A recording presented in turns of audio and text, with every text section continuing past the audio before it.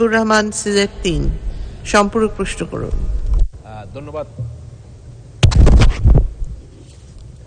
ধন্যবাদ মাননীয় স্পিকার।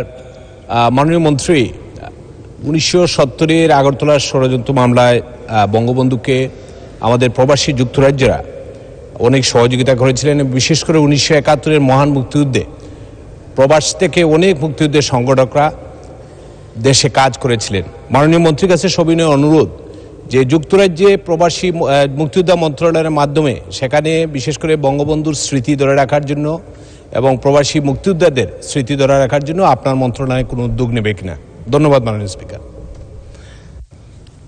ধন্যবাদ মাননীয় সদস্য। মাননীয় মন্ত্রী, আমরা আমাদের মন্ত্রণালয় মাননীয় প্রধানমন্ত্রীর নির্দেশে যত জায়গায় পাক হানাদার বাহিনীর সাথে যুদ্ধ হয়েছে বা ঐতিহাসিক স্থান বা জনমত সৃষ্টিতে গুরুত্বপূর্ণ অবদান রেখেছে সেগুলো সংরক্ষণ করার নির্দেশ মোতাবেক আমরা করে যাচ্ছি।